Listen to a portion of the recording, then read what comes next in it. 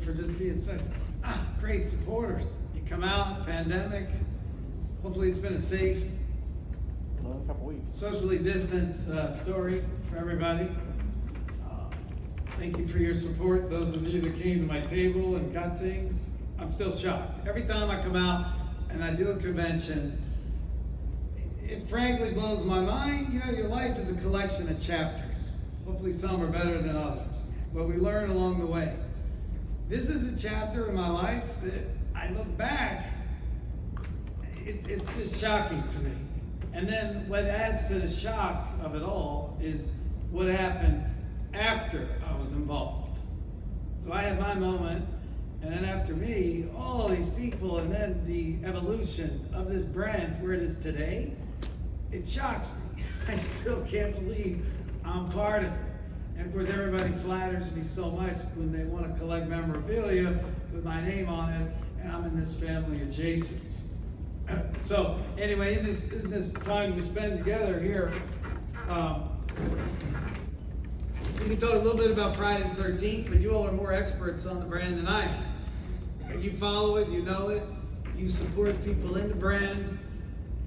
So we can talk a little bit about Friday the 13th, and then we could segue into a moment about a movie I'm producing. And we could discuss some of the elements within that. You could understand why I'm doing it, and the potential that I recognize with it. And what would it really take to get it done?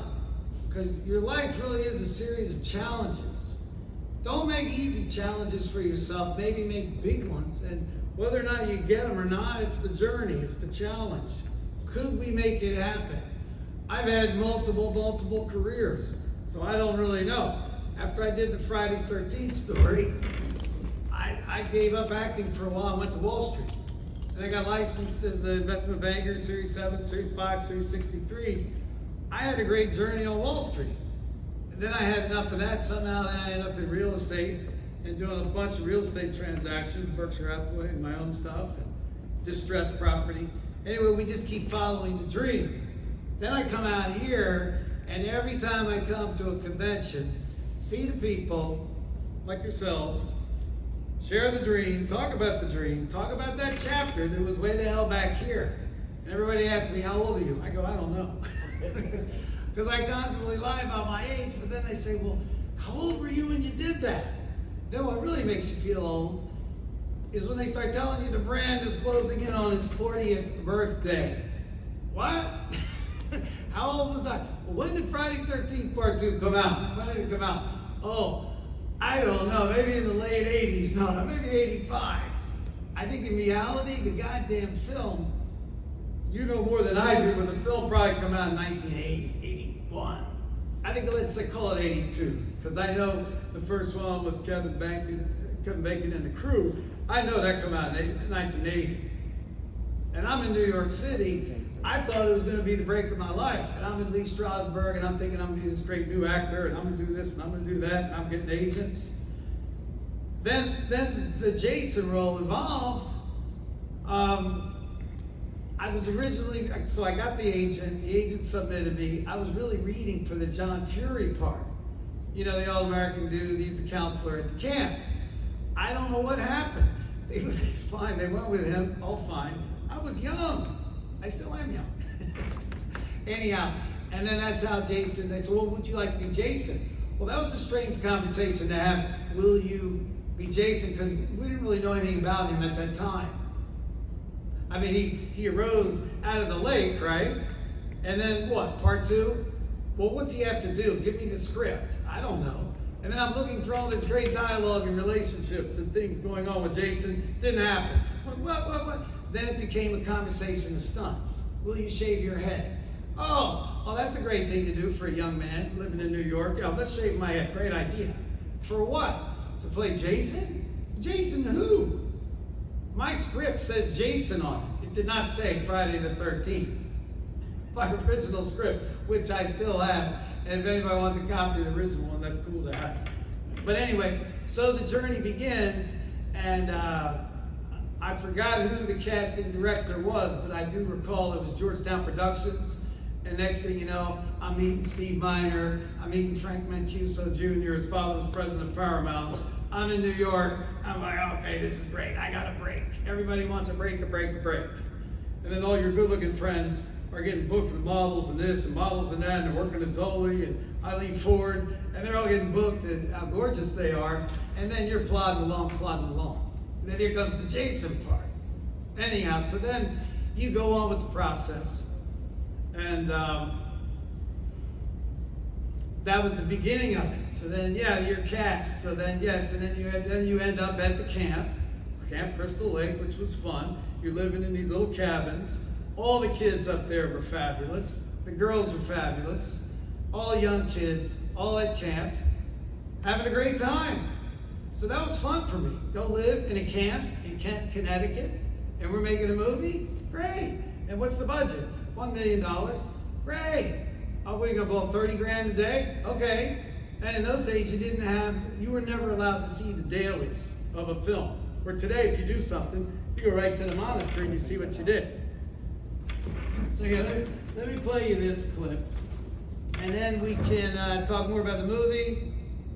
And then we can talk about Bloody Social. But I can't get the image up there, so maybe we can see it here.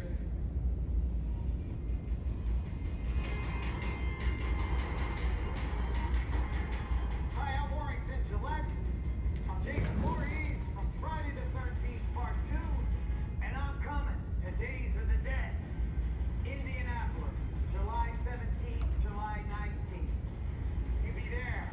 Come by. Looking forward to seeing the best Dead fans. You come by.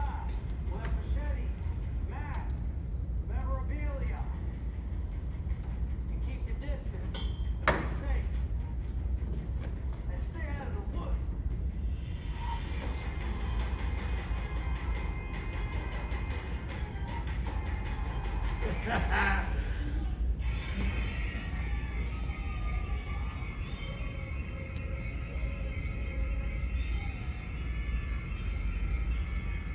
And there's something odd with that date.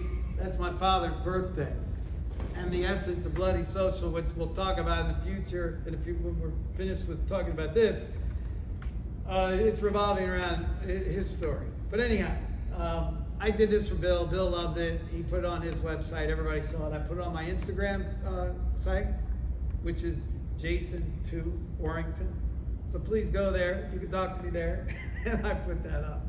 So what else can I tell you about the, I was worried getting in that water and then tromping out of the water, because you know there are gators all in this water.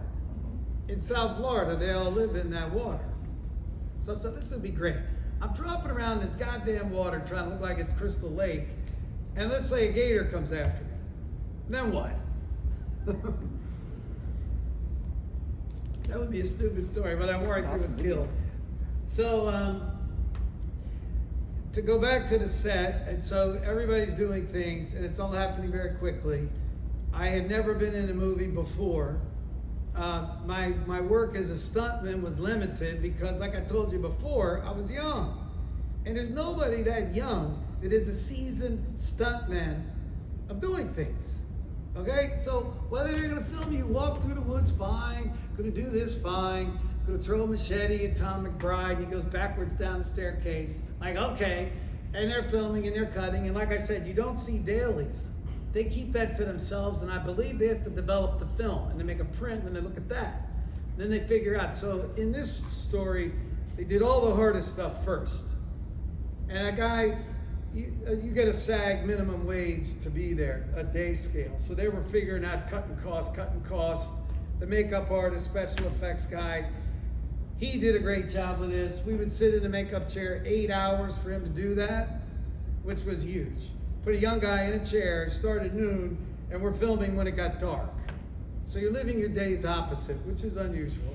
And then you can't eat because you have all these dentures in your mouth that were created of all these horrific problems that people have in the oral problems. They made that. Jason, you got all the beer, and you got and the most painful part was closing your eye off. If you close an eye off, you lose depth perception immediately. So I have high respect for people that have one eye. I don't know how they do it. But you don't know how far things are away. So yeah, so the stunt, I was calculating if this was the window, you'd have to back up 3 steps. 1, 2, 3. So I knew, like jumping a horse over a fence.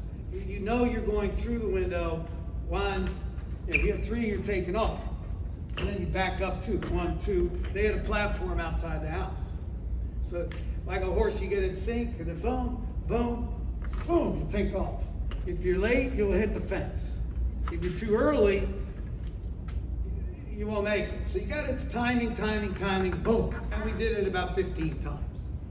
So yes, that was the first window jump I did. And no, I've never done one since.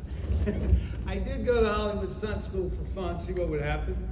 And they're teaching all stuff, fighting and this and swinging and doing all kinds of crazy stuff. Just having your resume was fun. But anyhow, we got through it all. Then the issue with Steve Dash, who also shares the role with me. I left the camp after they had used me in everything they wanted me to do. I know for a fact there might have been some more dangerous stuff. They wanted a bigger, stronger guy than me. So up comes Steve Dash. I never knew him, I never met him, and nothing. And subsequent to all of this, I never even knew him for 10 years. I went on with my life. We didn't talk about this. I'm working on Wall Street. All of a sudden, 7 years later, they're probably up to part 6. Where are all the Jasons today? So then all the Jasons started coming together. Like, who are all the guys that play Jason? And I'm going to put a film clip on my Instagram that's a really fun. We were on ABC Good Morning America with CJ Graham and I. And we're talking about Friday 13th. Well, Good Morning America. Now the thing is starting to build up steam as a formidable brand in American history, which it is today. It's huge. It's a legacy. It's iconic. So anyway, so let's go back to the thing. So I went through the thing, I leave, and that was the end of the conversation. I had not seen some of those people ever again. I've never seen Steve Miner ever again. The most fun of this whole brand for me was the premiere. We did it in New York City. We'll go back to the date. I believe it was 82. And one of my friends was doing PR work. Oh, and he had a best friendship with Andy Warhol. So then he says, Andy, you got to come with all of us and Jason, and we're all coming to the premiere. So now we got a car. We're going to the premiere. It was the Lowe's on 84th Street, New York. That great 84th Lowe's. Anyway, we all go in there. Warhol's all in there. Then I had the after party. We saw the film. That was the first time I'd seen it. Like, oh my God, oh my God, oh my God. It was just ridiculous. Then we go to the after party. We're all hanging out. So to me, that was the most fun of the whole thing, aside from doing it and being able to work in a film. And the dumbest mistake I made related to this brand is I didn't say to Andy Warhol, will you do me an acrylic on canvas, please? Of Jason, like doing something crazy. Because if he did it at that time, and he was unknown at that time, I thought he was an idiot. He was a guy putting Campbell soup cans on the wall. I'm like, what the hell? I mean, you know, today, obviously an acrylic on canvas would be worth many millions. I know the triple-headed Elvis that he made, it's worth maybe 40, 50 million. So anyway, Andy, I don't know if you know him or not, I don't know who he is, but he was a pop artist, got very famous with his work. He's now deceased. But anyhow, Andy's with me. We had the premiere, and can you hear me okay? Yeah. Okay, so listen, so it is what it is. I'm excited to be part of this brand. It seems to be gaining strength. I mean, I am flattered. All of you here and getting memorabilia and, you know, machetes and things, and children come to me. That's my most fun of the whole thing. I have all these children, they're collecting too. So anyway, why don't I open up some questions for you all, and then when we get done with that, then I can segue in and tell you about the Bloody Social movie project and what that is and why I put that together. So please, I don't want to rattle on. It was an amazing experience. I'm like, it's a chapter of my life. I'm happy to be part of this brand. It's shocking to me. Shocking. And you know, you could do a convention in Sweden or Birmingham, England. And, I mean, Germany. Germans love horror. You could go do a thing in Germany. I mean, the horror fans come out deep. Shocking.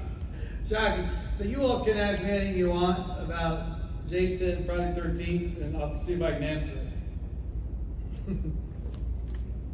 Yes, sir. How many takes was the window scene? And how was that done as far as the glass goes? I mean, did you make it jump? Yeah, okay. And this, everybody asks me this question, and it's a controversial question, but I know for a fact what happened. I was there, okay? And there was nothing fancy. And there was no winch or crane on that set. There's no crane sticking up. And I don't even know what a swing thing is.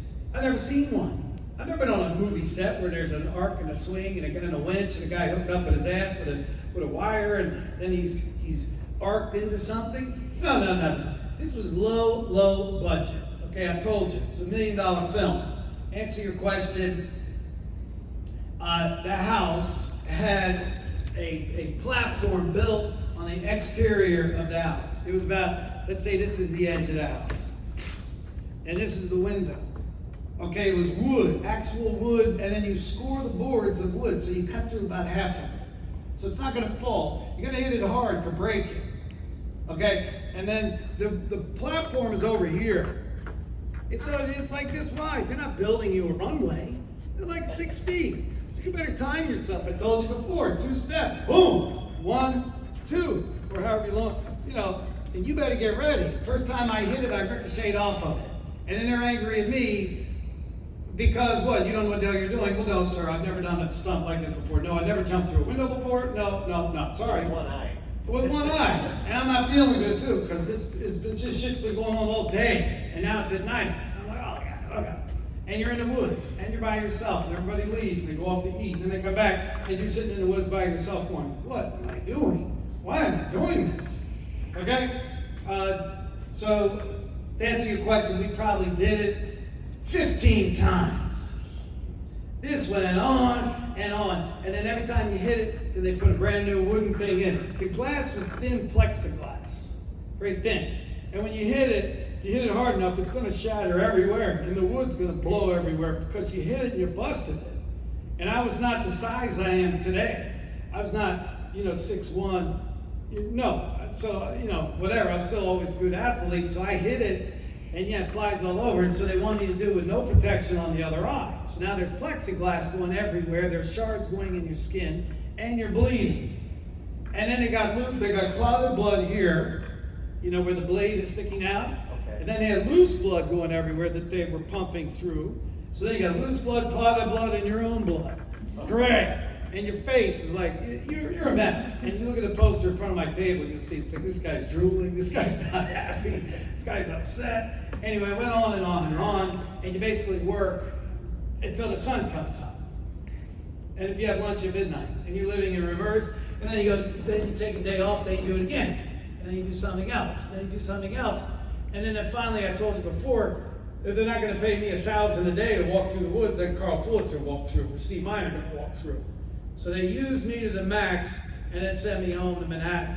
But yeah, I'm flattered. That stunt, and I have it on there, they had a tribute to horror, Academy Awards, about 3 or 4 years ago. It was a whole night tributing horror. They gave that scene through the window, and an Academy Award is the best scene ever made in horror. So that rocks. That rocks hard. It rocks CJ hard. It rocks Kane Hodder hard because these are badass, tough guys. Kane, it rocks them. That is a fabulous scene in horror history. So anyway, I'm lucky and I guess to be part of that as my chapter.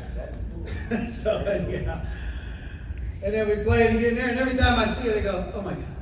And here comes Muffin, right? Here comes Muffin. Oh, Muffin. Boom!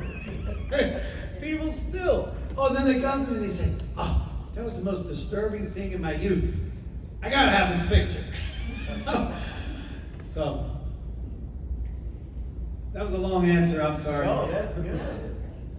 That's the story I wanted. Oh man, as I told you before, your lifetime, your roles, and I will never forget that the rest of my life. That moment. Crazy.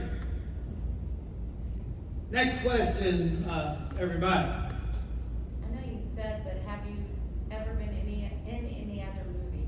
Yeah, I have. Or- I've done other things like, that I was reading for all kinds of great stuff. I was young, I was reading for Blue Lagoon, like hypothetically, Chris Atkins get the role. Oh shit. Then I'm reading for Endless Love. Zeffirelli puts Martin Hewitt in the role. So, you're investing a lot of time reading, trying to get stuff. And you get stuff, little things here and there. And then you get, I was in the movie Duplicity, I was in another, all kinds of little things in California, doing some soaps and stuff. Commercials, I did a ton of commercials. Leo Carrillo Beach, I had to do a Coca-Cola commercial, galloping up the beach on a horse, and I had to drink 10 Coca-Colas. You're getting sick, and you're riding a horse, and you're drinking a Coke, and it's hard. You're running around. I've lived in LA 10 years, I lived in New York 10 years. You're running around with your picture and resume trying to get in stuff. And then I wasn't aware of the fact, but there was, I'm very aware of all the men soliciting women, okay, and models and actresses. It was happening with men. And agents were representing, say, oh, you become my boyfriend and I represent you. Or if you become my boyfriend, I'll put you in this movie. That's going on. Then you're in the movie. So then finally I said, to hell with this. I got to get a real job. I get a real job. So I said, enough. We got to, enough of this driving around. In LA, you could spend 3 hours trying to get ready, do this, drive, read for something. It's a big process. And you do get lucky, you get some parts and some parts and some parts. A friend of mine raised money from a weapons dealer, Adnan Khashoggi. And then he got that money to make a movie called Time Walker. So I was in that movie, and I was a college student on the campus, Southern California. And that was a lot of fun. A lot of fun, Anyway, so now I have other aspirations of what would make me fulfilled as an artist, as a creative guy. Yeah, but anytime you want to check on anybody, just go to imdb.com, and you'll see all the things people have done. I look at it, I forgot that. I forgot that. All right, next question, and then we've covered Friday 13th. I'll do one. Okay, go ahead. What was your favorite part about shooting Friday 13th? Anything, not necessarily being on camera or your scenes, but just the experience. What was your favorite part? Listen, first of all, you're overwhelmed at the experience to get hired. You are so excited that you are part of something. Because all of us in our life want to feel that we're part of something, whatever it is. So now I'm part of a major motion picture. I couldn't believe it. So that was the first big win. Wow, somebody wanted me to do something. Well, how exciting is that? Oh, and then in a film, and then you gain access to the union. So I gained access to Screen Actors Guild. That was a big deal. And even to this day, people always say, how do I get in the union? Can't get in the union unless you have a job. Can't get a job unless you're in the union. Oh, you got your SAG card? So look, somebody wanted me. That was overwhelming. To be part of something huge. And now all of a sudden you pack your bag and then you arrive on the set for a motion picture. We're in Kent, Connecticut, at a camp. Oh, this is great. So that was the most fun. And then you're there with all these other fun young kids. And that was exciting. Like I said before, I was the youngest Jason. I still am the youngest Jason. And so the most fun part of the whole process, I got to tell you, this stunk, because it was a challenge. You've never done anything before, and we do it for the first time. Wow. No, I hadn't jumped through a window, so that was the most fun. And then we got through that. Yeah. And then I made sure that the people in the movie had never seen me during all the makeup preparations. And then when they did see me for the first time, like in the case of Amy Steele, yeah, that girl she was dying when she saw me for the first time. Hell yeah. Yeah, it's interesting. She married a guy from Palm Beach. That's another crazy story. Yeah, so to answer your question, yeah, that was kind of it. The other scenes weren't that much fun. It was like, And then nothing is in chronological order, so you don't really know. And you don't know how they're going to piece it all together. So if I'm walking through the woods, or I'm doing this, or I'm wrestling around with somebody in a cabin, I don't really know. And this, and the chainsaw, and the kid in the bed, and it's all a blur. And like I said before, I don't know how many years ago it was. Are we agreeing it was 81? Yeah, so and then of course what makes it the most fun is what happened after my involvement. What in the hell happened when I was like, went home? Now it's a lot of fun because we're still talking about it. So that's shocking to me. So we're done with Friday 13th. Okay, how are we doing on time, Maestro? Doing well. Okay, I don't know where to begin with this conversation, but anyhow, my father suddenly, mysteriously dies on Friday 13th. And that's the worst news you'll ever get in your life when you lose a parent, okay? Your whole world is turned upside down. So now you're trying to react to all these circumstances that are following your way after you have a death of a parent. What? So my father had lunch, dropped dead on Friday 13th. That was shocking. Was that bad luck? What happened? He was married to an heiress and has married to her about 30 years. So after he dies, she had a new Latin lover. Off they embark on a cruise, go to Monte Carlo, and come home, and they think it's business as usual. Then in the wake of his death, they made a mess of that with me. So let's just say all of the events following the death were abominable. So in life, don't get angry, get even. So gather your soul and your spirit and make something happen, okay? Try to create a positive out of a negative. So you get all these bad cards, fine, gather them up.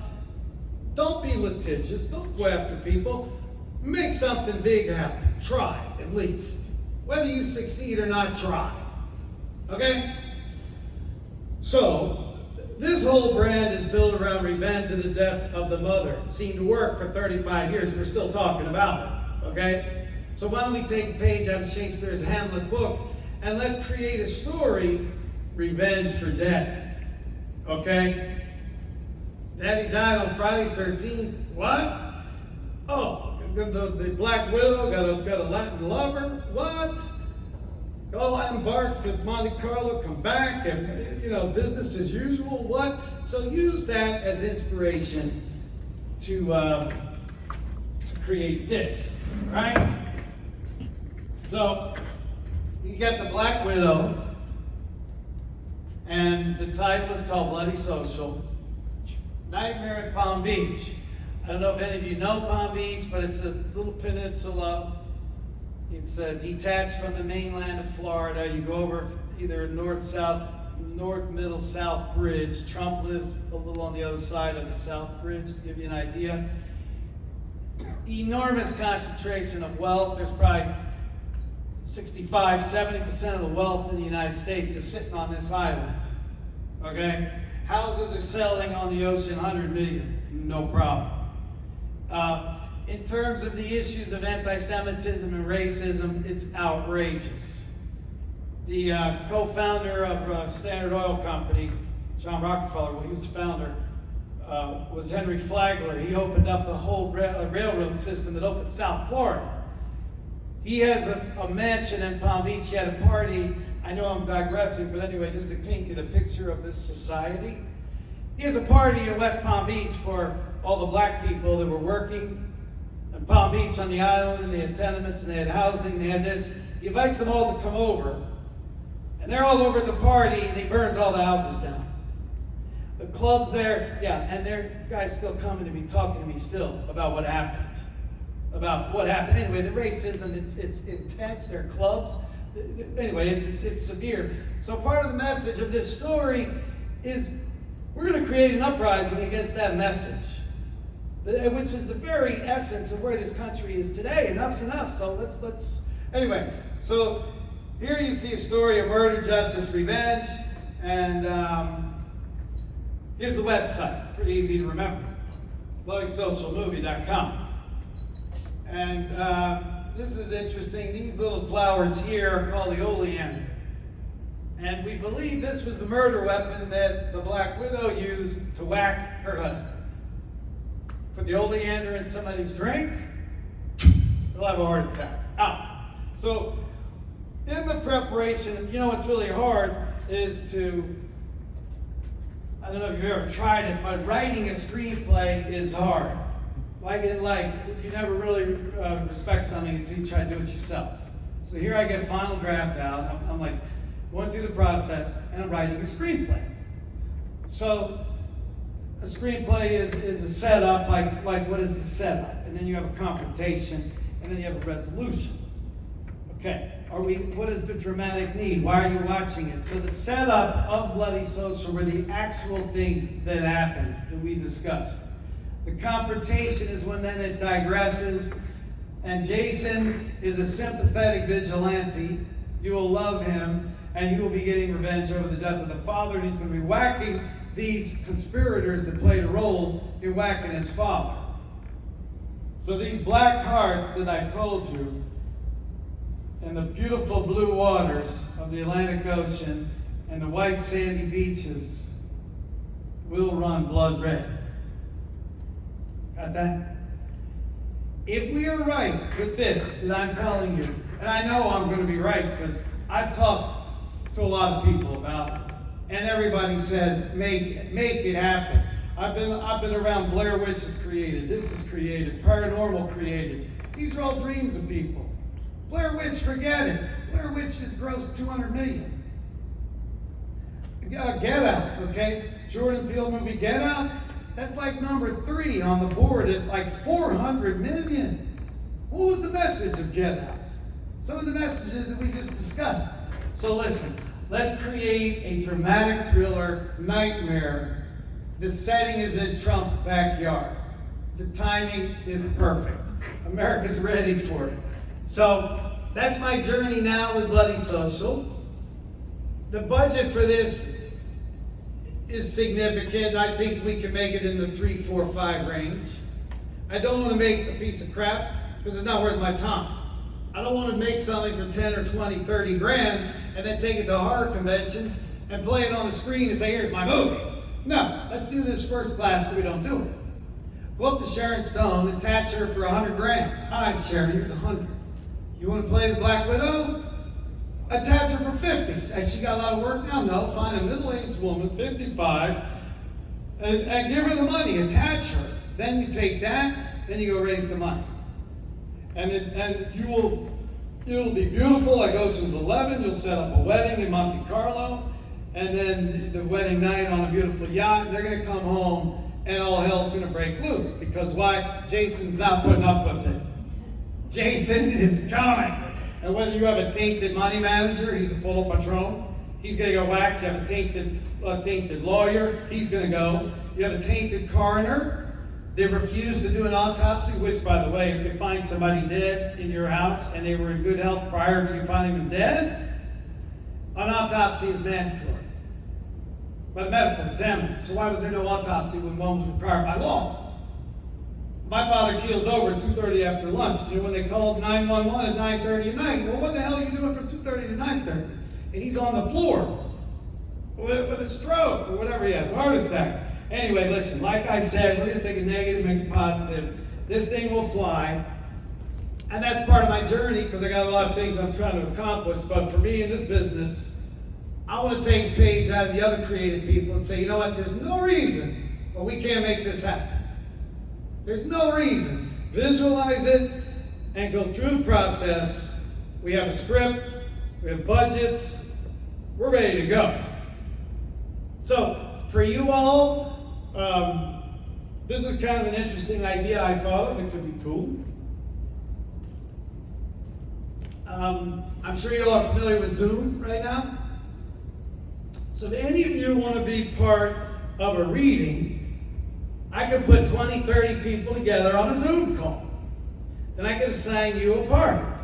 And then you will see on the screen the script, where I get it to you beforehand. You can think about it. And then we read the script.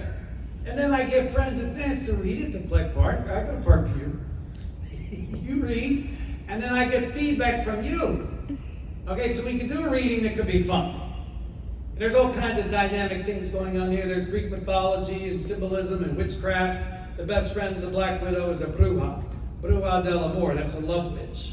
So there's dynamic things going on. The dog, the best friend of my father was a dog, so he's like a great hero in the movie and does some great things. There's all kinds of imagery, mythological things having meaning, and we're delivering a message to this society. Okay, so let's go back. So I'm going to set up this reading because I've had other readings before, and it helps me as a writer to put this together, and then I hear it, and then I get feedback from you, or from you.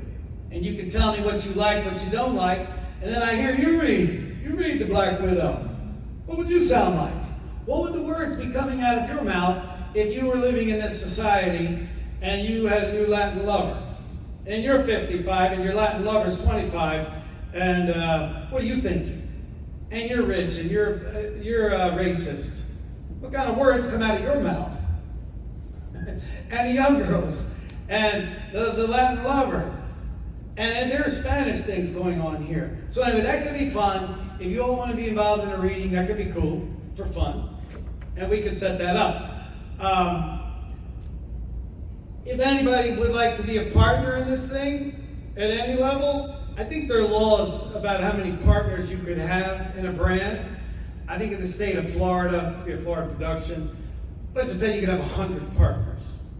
Then those partners could throw in whatever they wanted to, and then we figure out what I would own as a creator developer, and then the remaining balance are owned by the partners. The same way we opened up a restaurant, a bar, a nightclub, whatever this partnership is doing. So I'm going to have to sell a partnership to make this an indie film, an LLC, LLP. And the partners will own 50, 60, 70. Generally, the old Hollywood style of financing movies is the partners, if all of you put up the money, you're going to own 50%. The creator's going to have on the other side 50, and he will give points out of that to talent. So let's say you had Sharon Stone, she said, oh yeah, okay, I want this much money and I want 3 points. Or Tom Cruise says, I want 10 points. Everybody wants points, right, in the movie? Okay, that's fine. And you allocate points. But anyway, look, we will put together this partnership and we will make it, and that's a big part of my journey to try to accomplish a goal. I don't care about selling real estate in Palm Beach, sure. A friend of mine just brought a client in. He bought the house, he's married to Stephanie Seymour, just bought a house owned by Al Tom and he made $1 million. Sure, if that happens, great. But you know what? This thing could gross $100 million. This could kick off a video game. Do you have any idea the numbers of Grand Theft Auto? Do you have any idea? Grand Theft Auto 1, 2, people pay, by the way, $100 for the game. If Bloody Social became an interactive game, you're talking about building a brand. Everything's merchandising.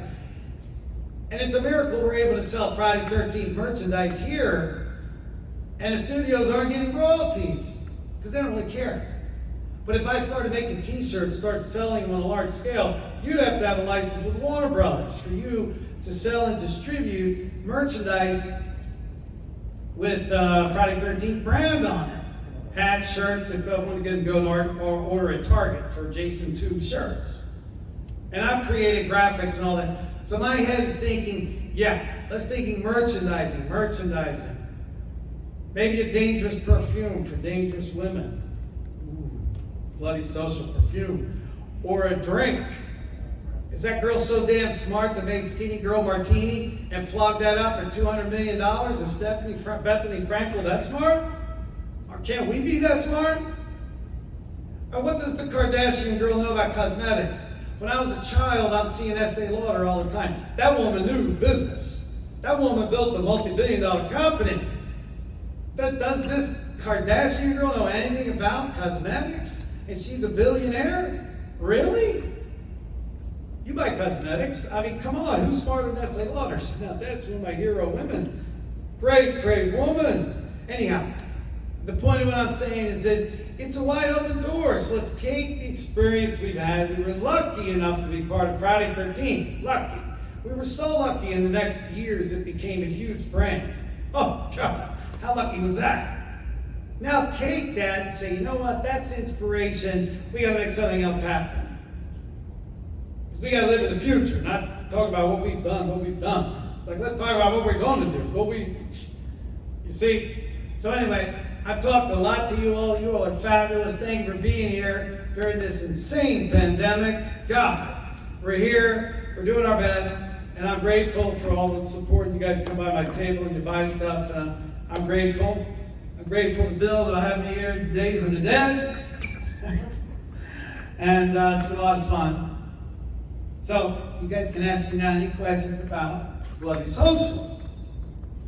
Oh, and there's one thing that's really important. In the United States, you can't accuse somebody of a crime. That's called libel. You cannot accuse somebody of doing something that's a felony, because they will sue you. You could get sued for defamation of character, but then you'd have to prove, like Johnny Depp's trying to prove, how did that hurt you and how did that harm you from getting more business? But I'm accusing my stepmother of murder. Now, the good news is the bitch is dead. So now she can't sue me. This is good. And then I was piping off a lot. This has been widely reported on. We've had 10 stories in the New York Post, above the fold, page 6. Jason this, Jason that. Jason murder in Palm Beach, Jason this. It's been in books, bestseller books that Disney put out. Madness on the Royal Palms, they're talking about me and they're talking about this. In front of millions of people are reading about this, and I'm clearly accusing her of murder. Now, why didn't she ever sue me? Why didn't she ever say? And the reason I mention it to you is because if you own part of a project and it's dealing with somebody who possibly killed their husband, they're going to sue you and put an injunction on your movie and stop it. And you could never get E&O insurance policy binding your project if it had that cloud following it. So I kind of sat on the sidelines and I had to wait for her to die. Thank God she just did die. And this is a crazy part of the story. I don't need to bore you tight, but there's so much craziness going on in Friday 13th. I already told you my father drops dead on Friday 13th. Now the woman, the Black Widow, she had a son. He wasn't happy with his life, so he goes and jumps off a building in Palm Beach on Friday 13th. And I walked into that building, and I saw the penthouse condo in the damn building. I walked in, they all knew who I was. Son, you know, you Warrington Gillette. Oh yeah. I went outside, and your stepbrother was in a heap on the pavement. Anyway, there's so many crazy things going on around the number 13, around the goddamn Friday 13, and this and that is woven into the story. There are things popping up, so I'm gonna use as much as I can off the brand until who calls me and tells me to stop. Right now, Friday 13th's on hold. All they do is argue with each other. And Victor Miller, he rode, and Sean Cunningham to this. You gotta be more quiet. I'm down here trying to sleep in the Oh! and you're over here damn. Aren't you a Jason? Are you? I think you're the biggest Jason. How do you get all that information out at one time? Oh man. Well, we split this in 2 parts. We talked about the past, and now we're talking about the future. You talking about the hay? No, we're not talking about You the gotta hear about the hay. business with the hay. You talking about your movie? Yeah, we're talking about it. Yeah, okay. Hopefully everybody here's not too bored. So you guys can hit me with a question. All right, I'm gonna go over here. I just want, God, I'm down here. I'm like, what the hell? You can hit me with a question. Gorgeous woman, you got a pencil in your forehead. Yeah, hit me with a question. Go ahead. Yeah, go ahead. Hit me with a bloody question you got, and then we'll move on to the next story. No questions on this. You could say to me, it's not possible, Warrington. You'll never raise the money, and it's impossible. Right on here we go. Yes. So were you an only child other than your stepbrother? That's a good question. I have a dysfunctional family, but I have an older sister and then a younger half brother. We don't talk too much. But the family didn't really create us to be such a close-knit family. It was involving, money and people fighting over money, which they do in this country, and divorces. There was a whole lot of horses and divorces from where I'm from. So yeah, I don't really have siblings behind me in this matter. My mother is still going strong though. I was getting ready to say. Mom is going like a house of fire. She's good, and I got a picture of her on my Instagram. Happy Mother's Day, and I got her like that. And She's do a you- beauty. do you have- Great woman, great life. Do you have any children? I do, and he's on my Instagram page. I have a son, he's 24. He's Swedish Viking son. You look Swedish. So he's in Sweden. We had to get him the hell out of the United States because he was getting crazy and the pandemic was coming. So I sent him to Sweden, out on the Baltic Sea to chill till this thing calms down. So please, you all can talk to me on Instagram. You can go on the website here and talk to me. Very easy to remember, bloodysocialmovie.com. They tell you, or Warrington at bloodysocialmovie.com. And you can give me some feedback. I welcome it. And if you want to follow the project, and I'm looking for partners, you might have some ideas in that direction. If not, that's fine, because we're on the journey anyhow. If you want to participate in reading, we'll figure out a time on Zoom, and then we'll get all these folks patched in. You'll see the script. You'll be assigned a character, Victoria, and you can feel the vibe, and other folks will hear it, and that could be fun, because people could be part of a project that we are developing. And then I learn from your feedback, and then we make it better. A script is generally 120, 130 pages. Okay, it's like a page a minute. So if somebody says to you, I got 120 pages, we're gonna go through, easy arithmetic, I'm good. That's a 2-hour movie. If it's 100 pages, fine. You were telling a story in pictures. So we want you to go through it, you're gonna figure out what's happening. The viewer figures it out as it's going. On stage, they're trying to act out everything, explain everything, and do everything. No, the movie, you're gonna figure out what the hell's going on. But anyway, that would be valuable, that could be fun, and you could be part of a project, that's going, and then hopefully the pandemic kind of slows up, and then hopefully things will go back into production, and we'll make it happen. So again, thank you all for coming and supporting Days of the Dead, and all your support. It's been fabulous, and I'm grateful. Thank you. Ladies and gentlemen, put your hands together for Mr. Warrington Yeah, Gillette. you guys are great. You guys are great. Thank you. Make sure you guys stop by his table, get an autograph, and also stop by his website, bloodysocialmovie.com.